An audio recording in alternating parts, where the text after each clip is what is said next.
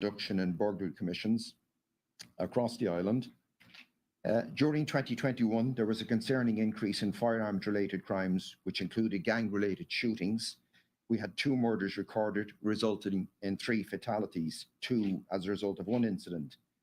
The RCIPS responded quickly, making early arrests, which disrupted and dismantled the gang element. Some persons were charged and 6 illegal firearms were recovered, taken from the streets. Unfortunately, during 2021, we had 9 fatalities on our roads, and I suppose a piece of information maybe not be included in the report. As of yesterday, we've had 5 fatalities so far this year. So the trending is concerning in terms of our road fatalities. Overall, crime remains very stable in the Cayman Islands, and a key message then is that the borders are open. Cayman Islands remains a very safe place to live, to work, to visit, to come here on vacation, to retire, to invest. We're ready for the persons or tourism trade to accelerate over the coming months, and we look forward to receiving visitors, tourists on the islands. And I'm joined by the senior management team here, and we're available to answer any questions we can from our media colleagues. Wendy from CNS, would you like to come up and ask questions?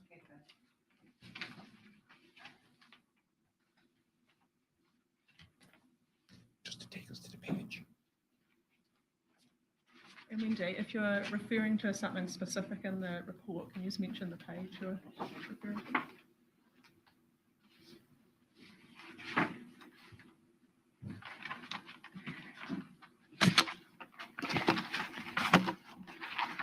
Good morning, gentlemen. Morning, Wendy. First of all, the calls for service. So a lot of these calls for service don't appear, they're not crimes, but obviously people are calling 911 and they're asking for the police for various different reasons. And I see that you describe some as public and environmental. Can you explain what that means?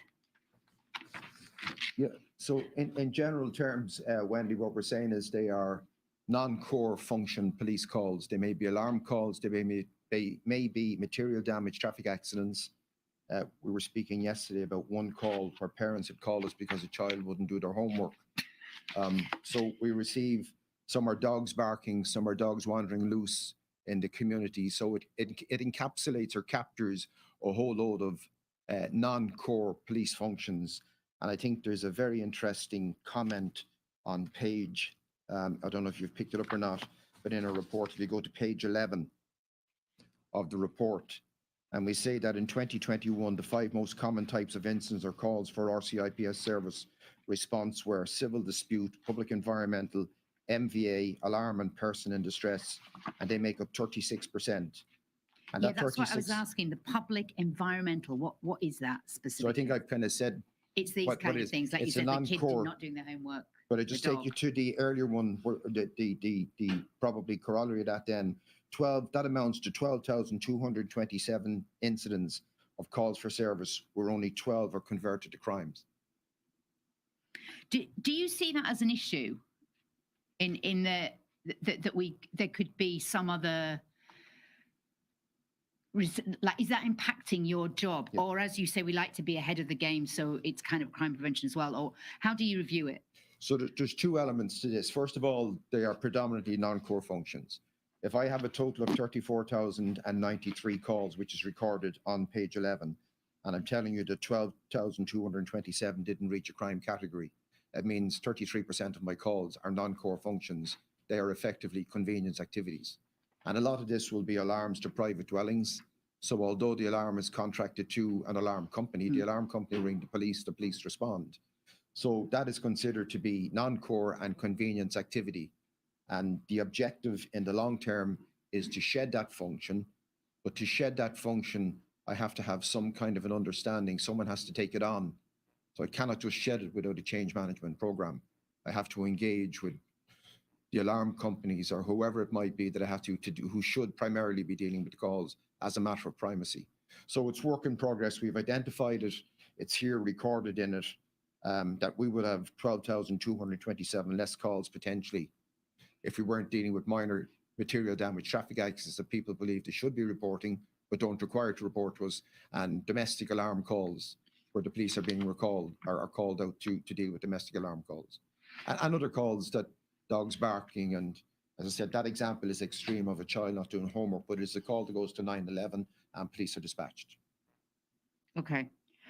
The other major issue that obviously is of a public interest is not so much the conviction rate, the detection rate. Yeah. Is the RCIPS measuring this yet? And if so, can you explain to us what your detection rates are? And if it's not doing it, when do you anticipate that you'll be able to do it? Because I remember even Jackie talking about that quite a few years ago. So it's work in progress, and we are updating our records management system as we go along.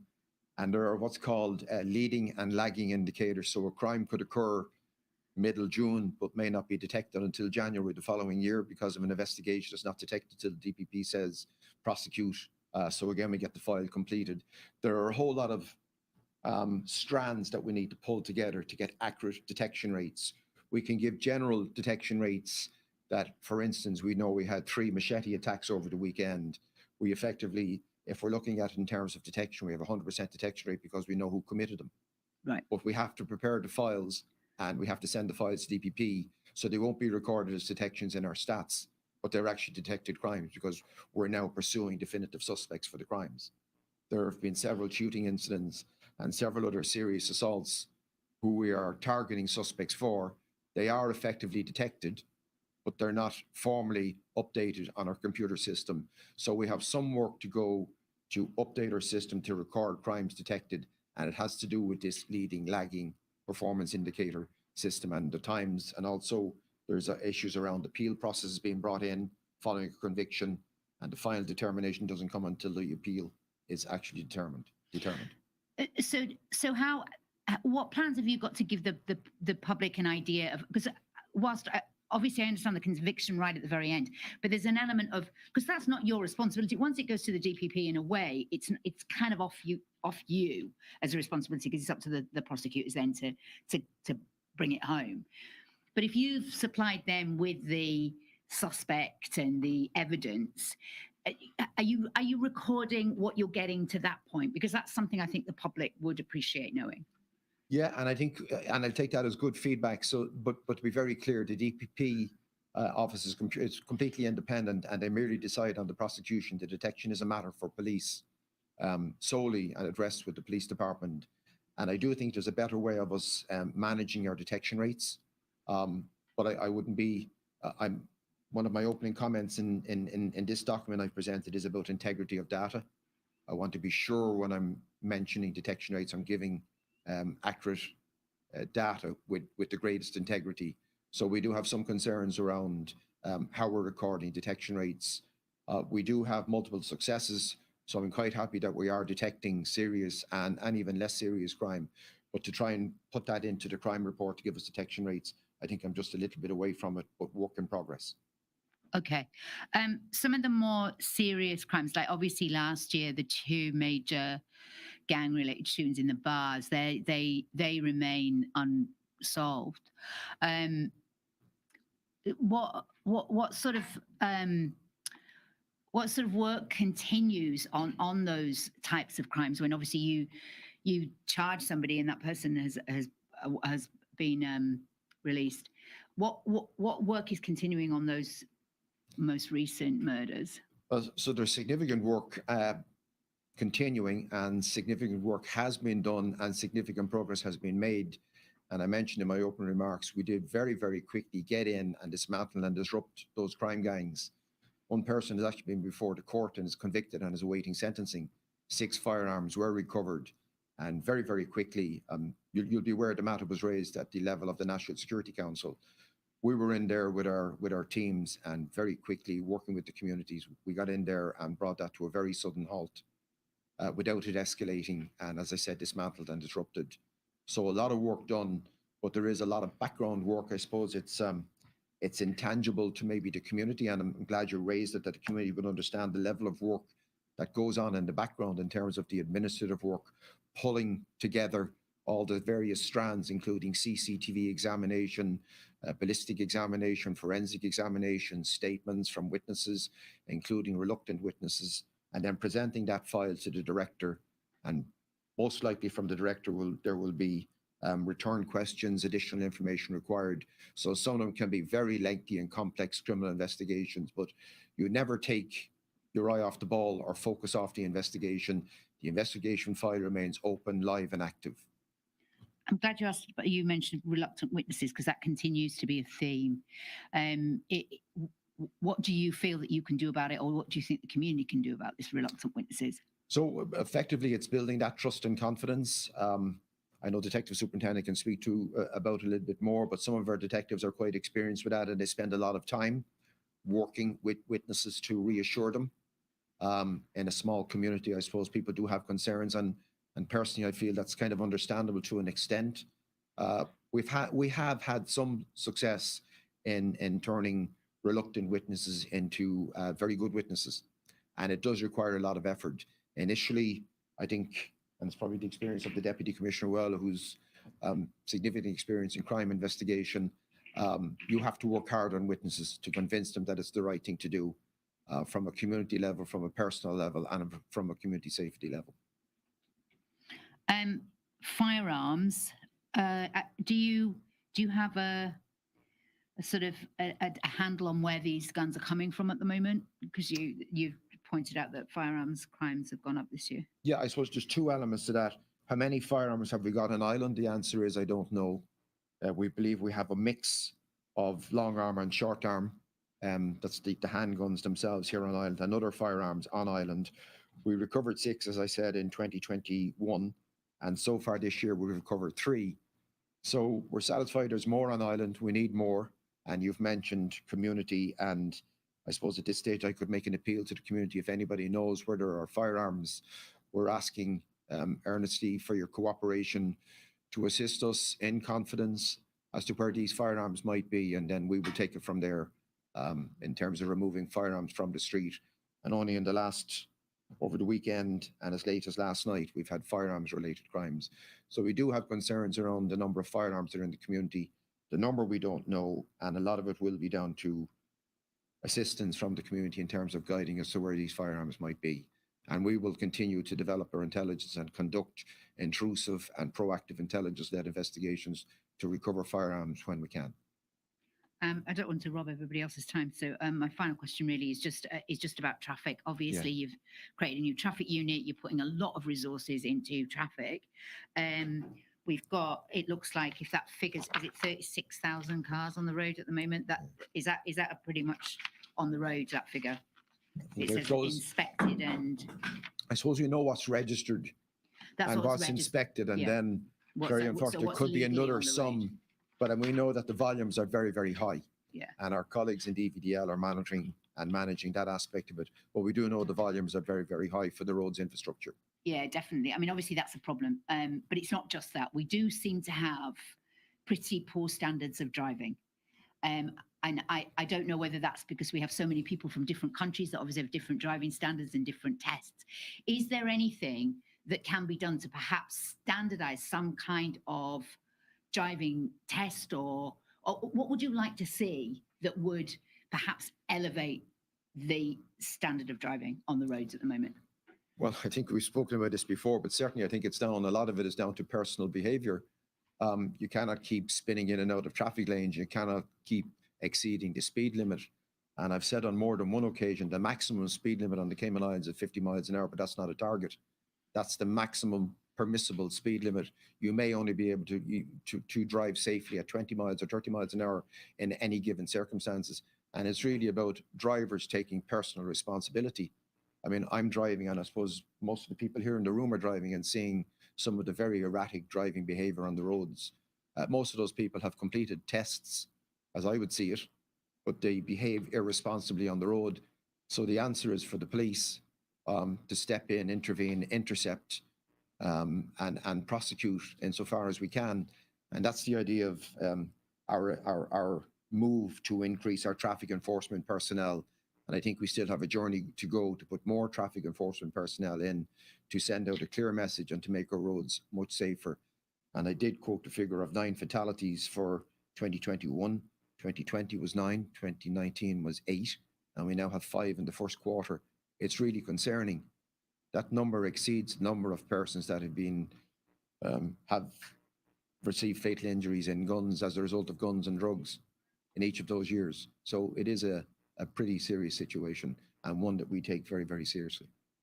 Okay, has there been any proposals from the police to government to perhaps introduce a retest for like habitual offender people who lose their license more than once, to make them take a test again before they get the license back? Is that, I know some jurisdictions do that. Yeah, and it can happen, and there is a national road safety strategy being developed. I have seen a number of iterations of that, and we work on the traffic management panel as well. We're represented on that. We work on the transportation board. We work with the director of DVDL, and all of this can be brought back for inclusion in the future go forward strategy for dealing with this. But courts can order re-examinations and retesting at the request of the police. Okay, I'll pass on to someone else. Thank you, gentlemen. Thank you, Appreciate it. Felicia from Radio Cayman, would you like to come up for questions? Good morning. Good morning, Felicia. So I noticed that on page 10, you guys have a strategic policing plan. If you would just mind verbalizing that for me so you can bring it to life from the paper. The strategic policing plan that you guys have listed on page 10.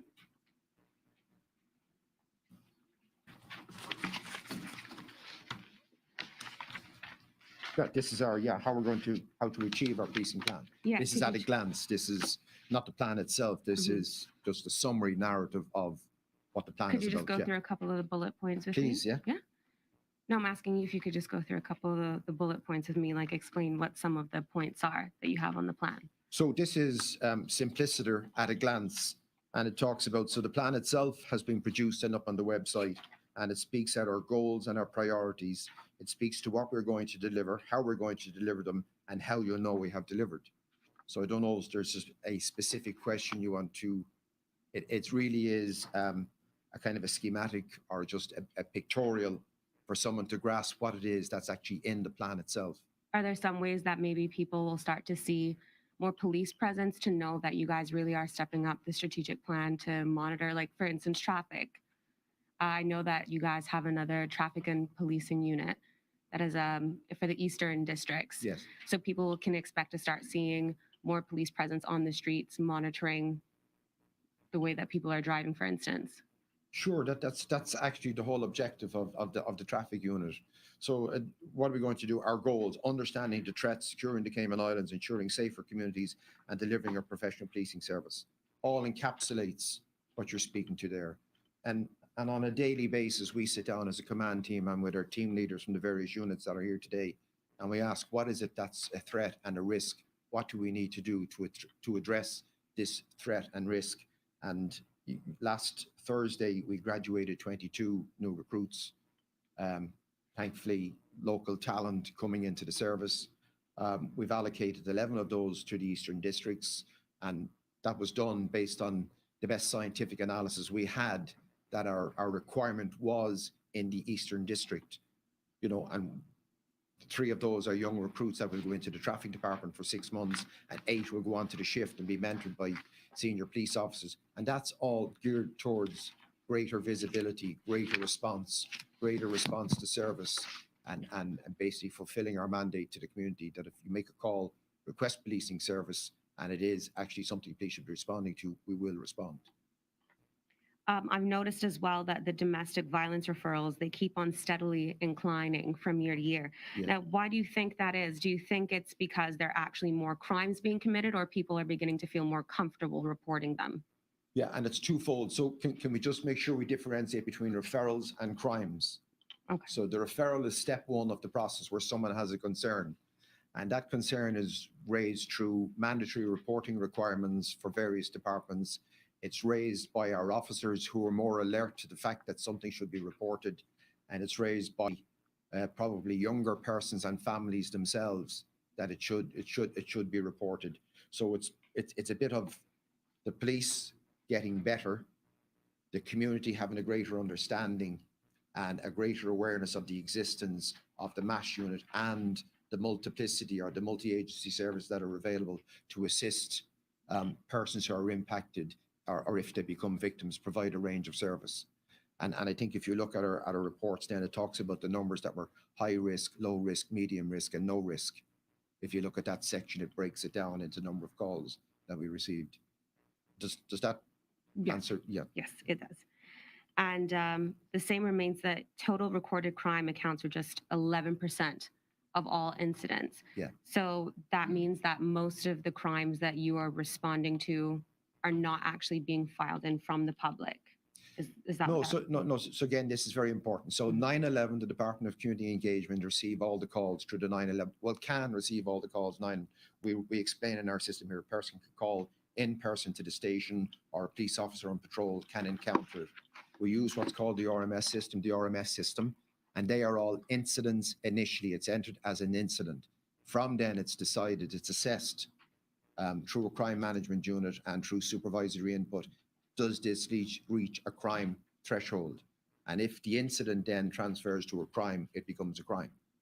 And what we're telling you here in the report is of the 34,000 plus incidents that were referred or dealt with by police, only 11% of those were converted to actual crime classifications.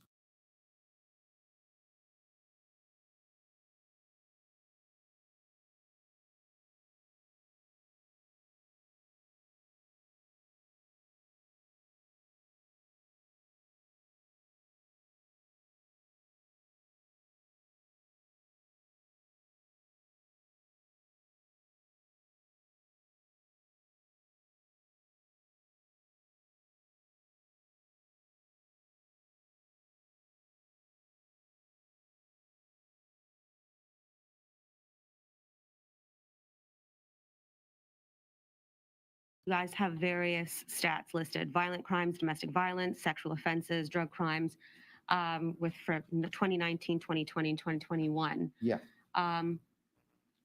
All of those show obviously fluctuations. Some are steadily increasing. From your perspective, which of the stats have shown the most worrying increases over the past couple years? Yeah, so I mentioned earlier on that burglary has shown a downward trend over the last 4 to 5 years. But we sit back and we say, how can this be sustained? I don't envisage we'll reach a stage where there will be no burglaries.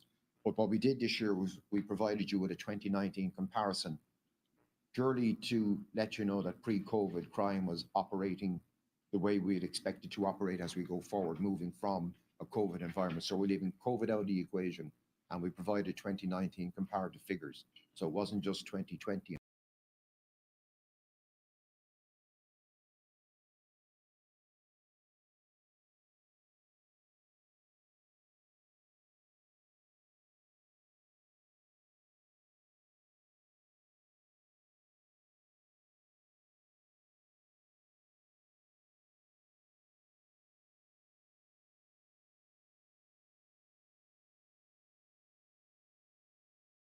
Economy opening up mid last year, firearms last year, mid-year, traffic fatalities become a major issue.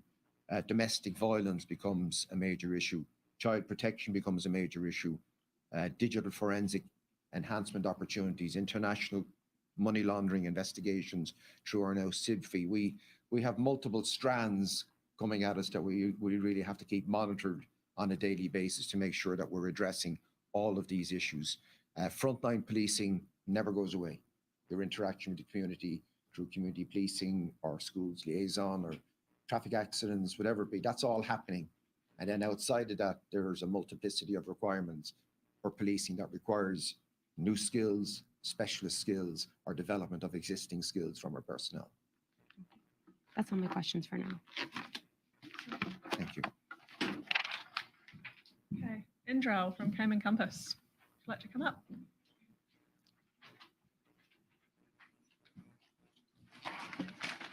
Good morning. My apologies if I repeat any of the questions, Commissioner. Good morning, Andrew. Yeah. I think perhaps the best way to start is just to pick up where Felicia left off. A lot of the crimes that the police seem to be tackling have wider societal impacts in that there are issues surrounding the cause of the crimes.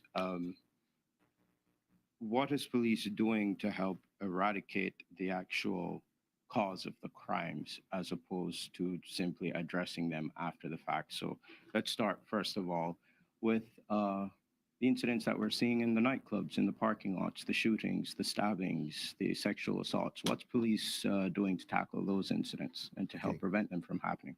So an awful lot, and I'll hand over to Deputy Commissioner Walton, who's dealing on that, but we have engaged with the chairman of the licensing board and indeed the licensees themselves, and particularly at the Strand, because that's where the centre of activity is. But if I could ask Deputy Commissioner Walton to speak specifically to the action that has been taken and overseeing to deal with this. Yeah. Thank you, Andrew, for the question. I think it's an important question. We've certainly over 2021, we've had numerous meetings with the Liquor License Board Chair, the Department of Commerce and Investment. So just looking at the trade and business license side of it, looking at the liquor license, we've collaborated as well with the owners. So we've had meetings with the owners of the nightclubs. We've had meetings with the security companies, and that's continuing. Just recently, we had a meeting specifically 2 weeks ago, or 2 days shy of after the incident at the Strand. We had a meeting with the owners at the Strand, discussing the issue there. Also going in there, we've had community policing, went into the scoping exercise. We've identified some of those what we'd consider dark areas as far as lighting, as far as CCTV, areas that need CCTV. We've already identified, and fairness to the owners, they're doing everything they can to ensure the security of their patrons. That sort of work, that type of work is continuing.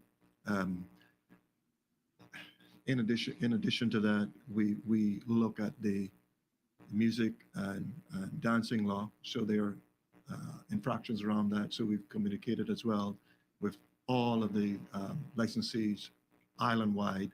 We had an island-wide inspection that's in collaboration with the DCI as well as the Liquor License Board Chair. And we just inspected every single liquor license premises from east end to west. We're just identifying some of those licensees that were breaching that Sunday music dancing legislation. We've identified those. Over the past week, we had 4 that were clearly had breached, and we're now looking to prosecute those 4. And that's a strong message. So that's the enforcement side of it, but there's the education side of it. So in continued collaboration with the Liquor License Board, we have sent messages out there to members of the public in terms of the licensees as what you can't do, or what is expected on Sundays. As far as the nighttime economy, we've static duty at the Strand. We've got officers now posted outside of the Strand on the weekends, and that's going to continue in the foreseeable future. We did have, what I will say is, prior to in 2021, we had in June static duty there, but if you recall, with the reintroduction of the nighttime curfew, I suppose, if you want to call it that word, the clubs were closed at midnight because we were putting officers in static duty at midnight because there was no further need to put officers in static duty, and then it reopened. So we have restarted that program. So that's one of the operational aspects of it in terms of static duty, but as well as looking at partnering with the Liquor License Board, partnering with the DCI, partnering with the owners, and doing everything we can possibly do to safeguard patrons going to those locations. That report that you just mentioned, DC Walton, will that report be made available to the public as far as the report where you're speaking about the various liquor licensing? No, so what we did there was working with the Liquor License Board Chair. What we did was did all the inspections, and we provided the Liquor License Board Chair a full report of our findings. So we've given that to the Liquor License Board Chair. It's left for them to determine how they want to proceed, but I know that they've taken a number of actions since that. Duly noted. And you said there are 4 that for different The entities that were to be? most recent inspection process, which was a week ago, there were 4 that were clearly in breach of that music and dancing law. Thank you. And we will be looking to prosecute, yes. Commissioner, when you first took over, you had made mention that your intention was to strengthen the community policing program and to rebuild that rift that had grown between the community and the police. Where are you with that? Yeah, good question. Hard to measure, but the tangible feedback from what it is, we're doing quite well. So I get the opportunity to meet a lot of our public elected representatives right across the island, and I get informal and formal feedback. And more recently then, in the last 2 years or so, we have engaged community safety officers to supplement the community policing unit. That is a dedicated unit that works in dedicated or specific communities dealing with quality of life issues that really impacts at ground, at street level. And then more recently, and he's here this morning, Inspector Lang has taken over as the head of community policing for the Cayman Islands, an officer who has dedicated many years to community policing in West Bay and understands the value of it. So you go back to the value of community policing across the islands. That is your interface with the community. That is your most valued interface with the community, and requires us to exert great effort to achieve trust and confidence and respect from the people that we're entrusted to serve. I'm very pleased that Inspector Lang, recently promoted to Inspector, has been given that portfolio, and I know he's going to commit to it, and he is available to speak to you afterwards if there's some specific questions. I do think we have made some significant progress. That's the feedback I'm getting. I don't think we've arrived at our destination. I think it's a journey and will likely always be a journey.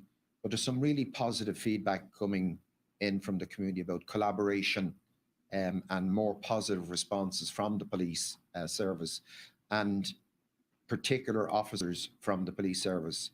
And certainly my experience and the experience of my colleagues, I'm sure won't differ too much, is that not every police officer will make a good community police officer, but the ones that do excel in communities, they go above and beyond, and they're available to assist people in the community to deal with concerns that they have, and then they feel that they have a channel of communication. So my assessment is we have made some pretty good progress. We're putting the right people in the right place to do the jobs. We're doing pretty good, and even on the sister islands now with the allocation of additional sergeant, and our chief inspector has gone over, we expect to see greater or enhanced community collaboration over in the sister islands. So not just Grand Cayman.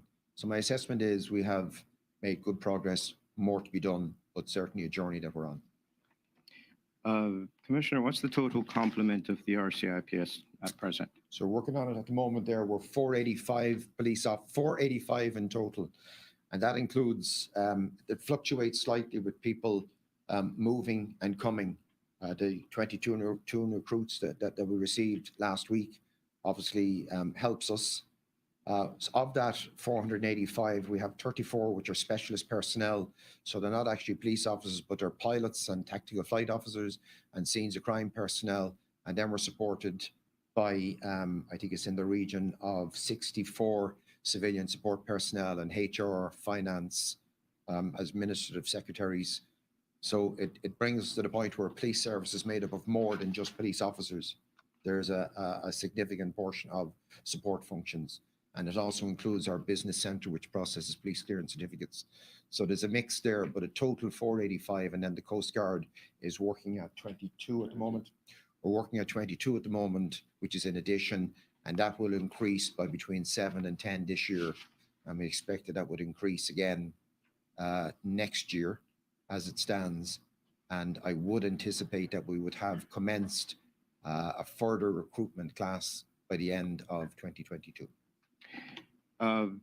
So if 485 personnel to keep the police service going, let me preface this by saying the court, the Cayman Islands court, I believe it was the Grand Court that recently returned a verdict against the uniform policy that you had implemented, stating that while it was a good decision, it was nonetheless an irrational decision And when you were introducing the policy, you were stating that this would see more officers on ground in booths, so we'd have a stronger police presence throughout the community, while at the same time, officers would also be getting a bit more time for themselves. Now that the court has ruled against that policy, what's the next step? Does police go back to the prior policy, and how will this affect policing in Cayman? So a good and a very important question, and I suppose one that the community have a right to be interested in. I'm quite restricted in what I can say because the matter is under appeal, Yes. and I don't know when the appeal is going to be heard. It would seem like be near the end of the year.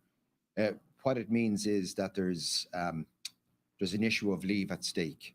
There were 3 points to be considered, 2 considered in favour of the debate by the Commissioner of Police and 1 against.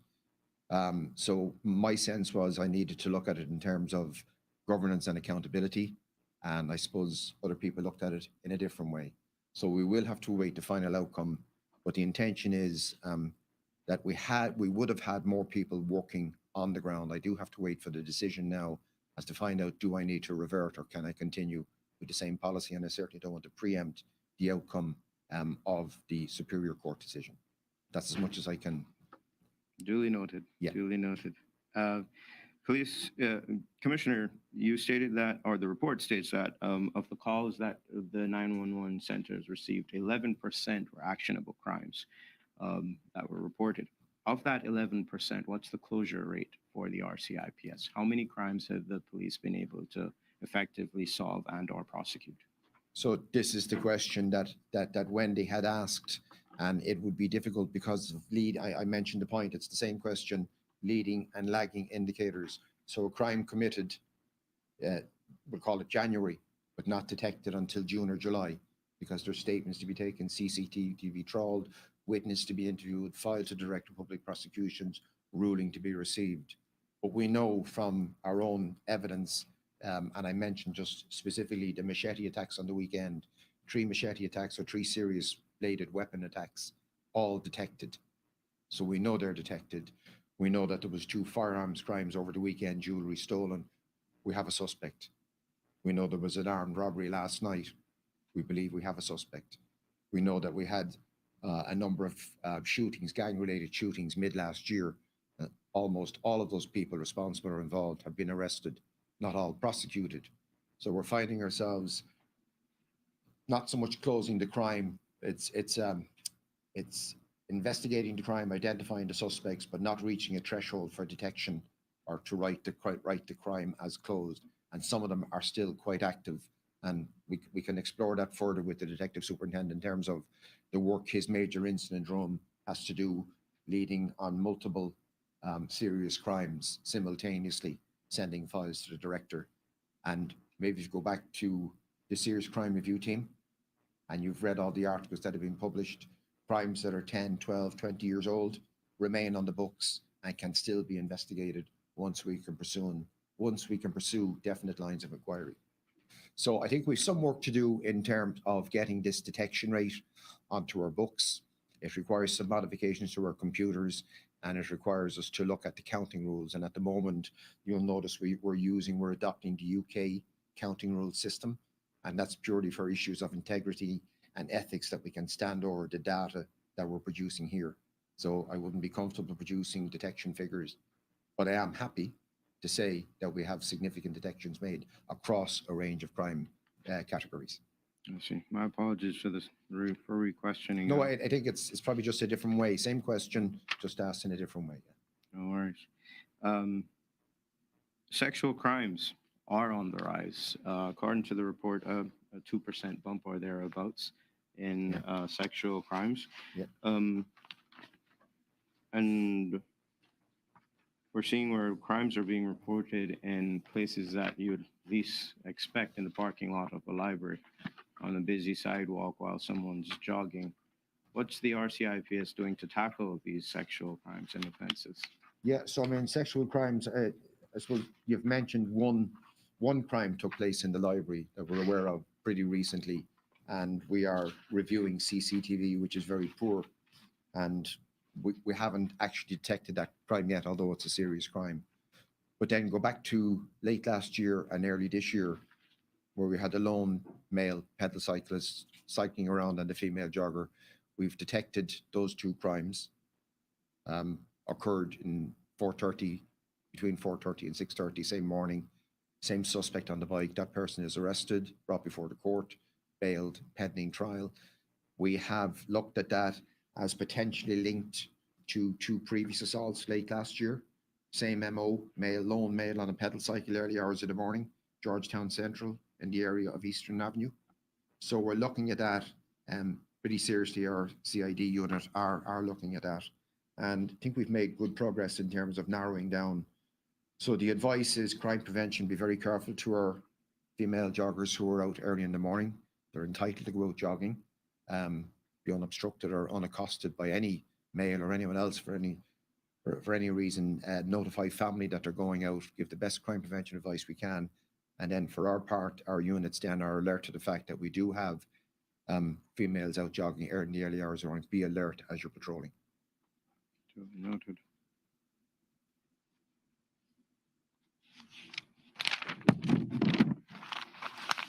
I suppose time is ticking. So my final question really is, as far as we've seen where, well, I've personally been going through the coroner's courts, and we're seeing a lot of the crimes that are coming up that are now being ruled unlawful killings, death by misadventures, whatever, or well, specifically the unlawful killings. What's the police doing to turn up the heat on cold cases? We're constantly reviewing cold cases. As we've talked about all the way through here, it's trying to build the trust with witnesses and victims. So in a lot of cases, we have got information, we know what's happened, but we need to turn that into evidence product to be able to progress a case to trial and to conviction. So that does take a long time. Sometimes we have to wait until gang members change allegiance, you know, that they've got reason to come and tell us evidentially what's gone on. So it's a constant evolving feast. The major incident room, it comes back to your detection rate, is very, very successful. And obviously, if we can get it right at the beginning, we're solving close to 80% of the major crimes that go through our major incident room now, first time round. So it means there's less cases going into the cold case system over the years. That's improved quite significantly over the last few years. So improving the current systems is the best way forward. Okay. I was going to touch on the detection rates. I know the Commissioner did. There's different crime types will obviously have different detection rates. So assaults that happen within the family environment or within the domestic environment, the suspects are almost certainly known. So we expect there to be a much higher detection rate to serious assaults, maybe in licensed premises, you know, attacks, machete attacks, things like that. So burglaries, for instance, there's rarely an immediate suspect. So the detection rate for burglaries we would expect to be a lot lower than domestic violence assaults. I would say, and it is one of the takeaway features, burglaries are at the lowest rate they've been, certainly in 20 years that I've seen records. We've got burglaries down to a very low figure in comparison to other figures. And part of that is because we are detecting well over 20%. I've set a target of 25% detections for burglaries. We're well over 20%, but as the Commissioner said, there's a lead and a lag period on that. But that means we're putting 1 in 4, 1 in 5 of the burglars in prison. And getting to your point, what are we doing about prevention? There's really good relationships with the prison, with DCR, rehabilitation, trying to divert these people away from their criminal behaviours. A lot of the time, we put them in prison for one offence. We know they've committed 3, 4, 5. We get sprees and spates of crime types, particularly burglaries. And we know when we catch someone, that spree stops. So we know they're responsible for a lot more. But we'll refer them through HMP, through DCR, DCFS later when they come out. And there's a range of methods and partnership approaches that we put in place to try and divert people from this type of behaviour. And it is reasonably successful. Say our burglary rate has dropped significantly. We did the same a good few years ago with gun crime and firearms crime. one of our strategic aims is relentlessly tackle the perpetrators of crime. And we went after the gang members, the significant gang members, and we locked up a lot of them. We made it quite a hostile environment for them to operate in. Unfortunately, last year we've seen a resurgence, and we're going to do the same again. We're going to concentrate our efforts. We prioritise different crime types at different times. At the moment, it's going to be serious violence. That's the growth. One comment I think it was Wendy made about domestic violence. It's actually on a decrease. We're bucking the world's trend. Domestic violence reports went down last year, which is, I think, good news. We introduced last year some innovative projects and policies. We saw injunctions on behalf of reluctant victims, and we got injunctions against persistent offenders. We really pushed victimless prosecutions. So when police officers turn up and gather evidence themselves of assaults, domestic assaults, we have gone to work in partnership with the Director of Public Prosecutions and got prosecutions and convictions based on the police evidence without the victim. We don't want to do that if possible. We would like the victims to come forward because we can help them a lot more. If they participate, we can get them onto protection schemes and everything else. But if we have to, we can prosecute ourselves. We did that on a number of occasions. I think that's added to and helped the reduction in domestic violence crimes. Recidivist offenders have been curbed. I know I said that was my final question, but I would be remiss not to ask this question, and I'll choose my words as carefully as I can. Please, Commissioner, the public perception on marijuana and the acceptance thereof seems to be shifting. And we're seeing where there are a lot of people coming before the courts for minuscule amounts of marijuana. Suggests the officers are actively also tackling the drug crimes. And what is the police's intentions on drug-related crimes, specifically, dare I say, marijuana? So I think we can address that pretty quickly. We're here to enforce the law as it stands. We don't make the law.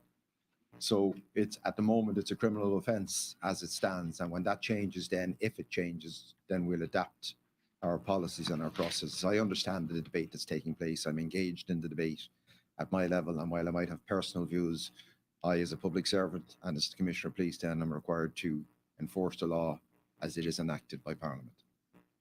Duly noted. If I can say, Andrew, we had less possession charges last year than we did the year before. But that was probably last year, 2020 was an anomaly. It was a strange year. We had curfews, stop and search. People shouldn't be out on the streets. And we found more possession offences. Last year, we concentrated on the supplying and the importation offences. And we were very, very successful there. I think it's $4 million worth. $4 million of drugs coming onto the island, 3,500 pounds of ganja being imported in. And I think we are confident to say that with that ganja comes guns. And it is a whole criminal organised crime activity that we have to combat. But we had a significant increase in cocaine seizures last year as well. And cocaine can easily come the same routes as the ganja. So we have to enforce drugs laws. We have to. Duly noted. Thank you. Andrew, before you go, just to add on, and I know it brings us into this year, but I mean, it might be recalled, we seized 19 kilos of cocaine in February of this year with a street value of just under 1.5 million. 1.4. 1.4 million. Yeah. So, I mean, it's not that there are no drugs on the island, and I know you're differentiating between marijuana, ganja, and cocaine being a different drug, but it's not the drugs is not a problem or something that doesn't need to be addressed. It has huge societal impact right across the social strata. I will guarantee you the majority of the violent offenders that we arrest have got drugs histories. They're drugs offenders as well. Duly noted. Thank you very much. Thank you. I believe that's all the media we have in a. Oh, Wendy, got another question? Please come up. I'm really sorry, I forgot about this, and it is a little bit specific, but it's just that it has come up a few times, which is the concerns that people have about call out. So, for example, the recent Spots incident, I think the gentleman's now been arrested. There was a beach incident where women were on their own. And, Yes, an assault, yes. but the claim was, like, obviously that these things happen, but what I'm saying is it took more than, I think it was 45 minutes for the police officer to arrive when the women were saying that he's here attacking us now on the phone kind of thing. And I think there's a little bit of a concern about that time lag. I wonder if you perhaps can sort of explain, and also the other side of it is, what do you want us to do about it? I think people don't always understand that when police say to victims, what do you want me to do? They don't quite understand why that question is being asked. Because I know sometimes it's a fair question, because do you want me to prosecute this or not? But can you just give some reassurance about these two issues? Yeah, so those circumstances you mentioned, females on the beach being assaulted by a male, that's a criminal offence, distinct. There's no grey area there at all. And when you request a policing response, it's meant to be a priority response because it's a crime in action. And I mentioned that I had allocated an additional 11 constables to the Eastern District, which is where that actually sits. And then we would hope to improve our response times in terms of the availability of our resources. We do have officers, when they're involved in an incident, they're abstracted. We have a limited number of officers that are abstracted dealing with other incidents, and it's trying to get them away from that incident to deal with the waiting incident, if that makes sense to you. So it is a priority call. We do need to respond. 45 minutes is far too long for an incident of that nature. But in that case, we have identified the suspect and the case is being processed. And the director will make a decision on a prosecution. And can you just explain that issue of, like, what do you want us to do about it question? When police ask people that? Well, the message I would give the police officer is it's really the complainant. If a complainant makes a complaint, our function is to investigate it, submit a file, and the director then decides if there's a prosecution. And it seems in the case, as I understand it, there are grounds for that could ground and sustain a criminal prosecution. So they shouldn't really be, the officers shouldn't really be saying that. Okay. I don't see it, and we certainly wouldn't encourage it, but it's a message that we can take back to our personnel to, if a complaint is made and we're asked to respond, we investigate. If I can add on that, there have been a number of occasions.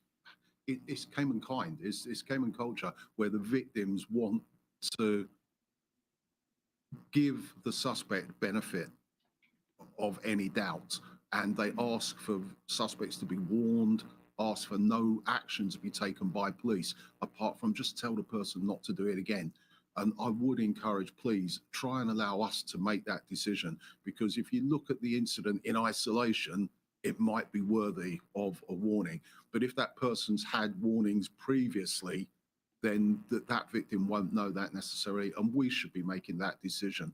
And the immediate reporting officer might not know that history either. So once it's been reported and it's been investigated and looked at, there might be alternative options for dealing with this in a better way. So I fully appreciate the victim at the time trying to be kind and be beneficial, but sometimes there's a bigger picture that needs to be looked at. And I would encourage people to be prepared to be witnesses. We will deal with things appropriately. If the person deserves and needs a warning, we can do that, but we'll do that with the victim knowing all of the facts. So please give us the option of dealing with it any way we can, but by limiting ourselves, by saying, I'm not going to give evidence, only give them a warning, that does mean that's probably the only option we've got, because we haven't got the evidence to put to the DPP for an alternative. Thank you.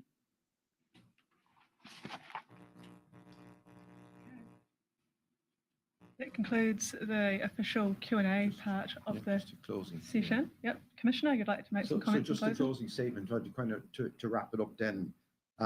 We note that the borders are open and we expect to return to a pretty normal policing and security environment, and we're prepared for that. It has to be said that there are only very small numbers of persons engaged in serious criminal activity on the islands. Yes, we have our challenges, as any jurisdiction has, but I think one of the key messages for the Cayman Islands is it is a very safe place to visit, to work, to reside, and to have your vacation with your family. Only over the last couple of days, I saw the increase in tourism across the 7-mile stretch and the beaches and the persons walking along And I thought it was a great sight to see after such a period of, I suppose, nobody being there, and we certainly encourage that, but to stress the message that it is a very safe place to be, the Cayman Islands. And I think the crime figures substantiate that view. What I do have in with me today to accompany for anyone that's interested, I have my department leads from a number of our key areas, including child protection, our crime task force, our International Financial Investigation Bureau, from our Digital Forensic Hub, and our Community Policing Department, and from our Crime Management Department. And they're all there to deal with any specific issues or something you might be concerned about, or something you want to delve into a little bit deeper.